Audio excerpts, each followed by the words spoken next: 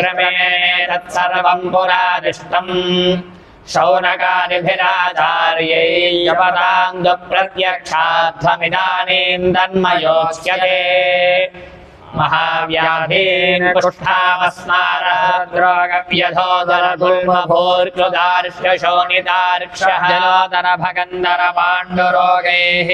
काशश्वासहिक्कादिविस्फोटकपजीर्णशिरोरोगप्रमेहांश्च महाव्याधीन् नाशयेत्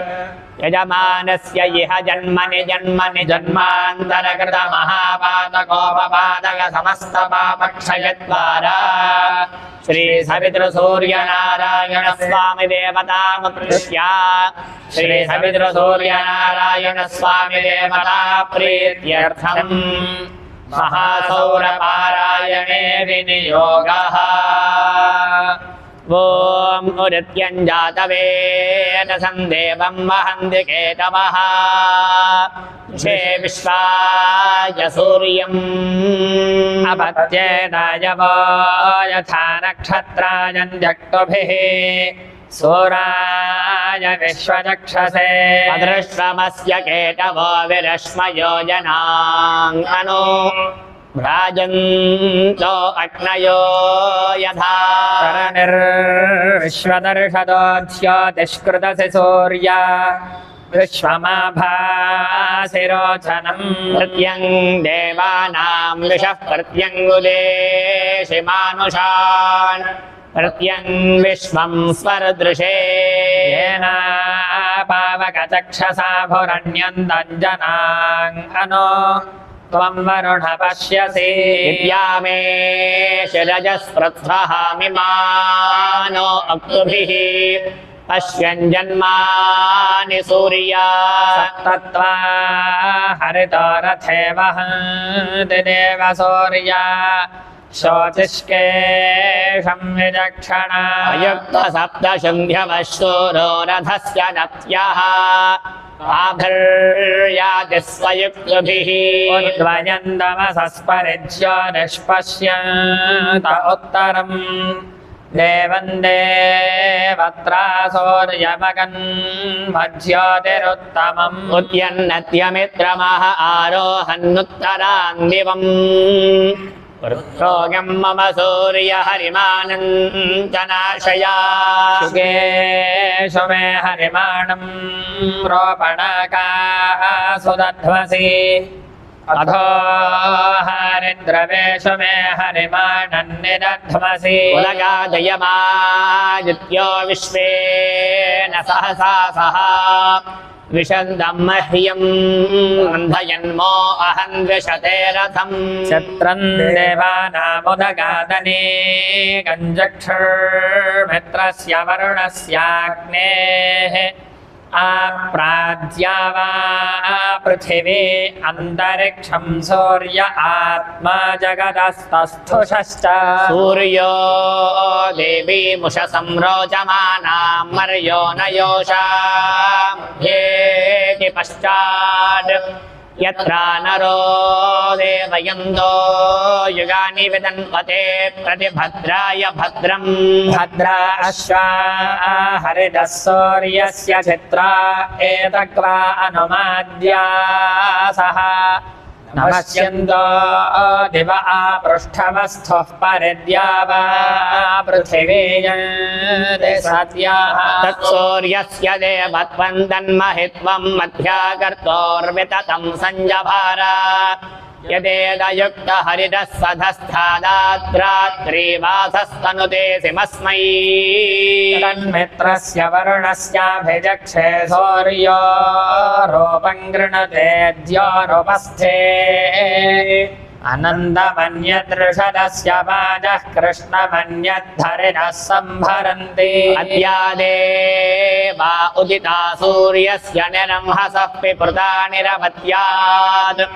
तन्नो मित्रो वरुणो मामहन्तामदितिः सिन्धुः पृथिवी उत द्यौः इन्द्रं मित्रं वरुणमग्निमाहुरथो दिव्यः स सुपर्णो गरुत्मान् एकं सद्विप्रा बहुधा वदन्त्यग्निं यमं मातरिश्वानमाहुः कृष्णन्नियानं हरयः सुपर्णा अपोवसानादिवमुत्पतन्ति ताववृत्रं सदना धृतस्यादिधृतेन पृथिवी व्युच्यते ॐ हंसश्वरिषत्वसरन्दरिक्षसद्धोरा वेदिषदतिथिर्दुरोडसद् नृषद्वरसदृतसद्व्योमसदब्जा गोजा अर्तजा अद्रिजा अर्तम् यत्वा सूर्यस्पर्धानुस्तमसा विद्यदासुरः अक्षेत्र विद्यथा मुग्धो भुवनान्यदीधयुः यदद्यसौर्यप्रवनागा उद्यन्मित्राय वरुणाय सत्यम् गजन्दे वत्रादिते श्यामतव प्रियासो अर्यमन् गृणन्दः उत्सूर्यो बृहदर्चीं शश्रेत् पुरविश्वाजनिममानुषाणाम् समोदिवाजदृशे रोचमानः कृत्वा कृतः सुकृतः कर्तृभिर्भो ससूर्यप्रतिपुरो न उद्गा एभिस्तोमेभिरेतशेभिरेवैः प्रणो मित्राय वरुणाय वोचो नागसो अर्यम्ने अग्नये दिनः सहस्रं शुरुधोरधन्त्रतावा नो वरुणो मित्रो अग्निः यच्छन्तु चन्द्रा उपमन्नो अर्कमानः कामं पुपुरन्तस्तवानाः उद्वेदे सुभगो विश्वरक्षाः साधारणः सूर्यो मानुषाणाम् चक्षुर्मित्रस्य वरुणस्य देवश्चर्मे वयः समविव्यक्तमांसि प्रसविता जनानां महान् केतुरर्णवः सूर्यस्य समानं चक्रं वर्या विवर्त्सन यदे तशो वहति धूर्षयुक्तः विभ्राजमान उषसामुपस्थाद्रेभैरुदेत्यनुमद्यमानः एष मे देवः सविता च छन्दयः समानन्न प्रमिनादिधामा दिवो रुक्मवुरुजक्षावुदेति दूरे अर्थस्तरनिर्भराजमानः नो नञ्जनाः सूर्येण प्रसूता अयन्नर्थानि कृणवन्नपांसि यत्रा चक्ररवृदा गातुमस्मै श्येनो नलीयन्नन्वेदे पार्थः उदुत्यत्तरुशतं ववर्दिव एत्य प्रतिह्वरे यदि माशुर्वहति देव एतसो विश्वस्मै चक्षसे हरम् शेर्ष्णश्रेष्ठो जगदस्तस्थुषस्पतिं समया विश्वमारजः सप्तस्वसारस्वविराज सूर्यं वहति हरितो रथे तच्चक्षुर्देवहिदं शुक्रमुत्सरतु पश्येम शरदः शतं जीवेम शरदः शतं मन्महाङ्गसि सूर्यबला नित्यमहाङ्गसि महस्ते सतो महिमापनस्य तेऽद्धादेव महाङ्गसि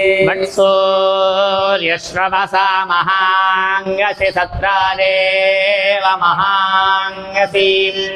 मह्ना देवानाम सूर्यः पुरोहितो विभुज्योतिरदाभ्यम्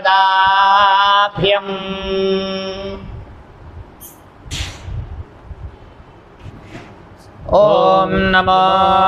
मित्रस्य वरुणस्य रक्षसे महोदेवाय तदृतं सपर्यदा दूरे दृशे देवजाताय केतवे निवस्पुत्राय सूर्याय शंसता आमा सत्योक्तिः परिवार विश्वदोद्यावा जयत्र ततनन्नः निसा विश्वमन्यन्निविशते यदे यजते विश्वापो विश्वाहोदेति सूर्यः न ते अदेवः प्रतिभो निवासते यदे दशेभिः पथरेरथर्यसि प्राचीनमन्यदनुवर्तते रज उदन्येन ज्योतिषायासि सूर्या येन सूर्यज्योतिषा बाधसे तमो जगत्स विश्वमुदीर्षि भानो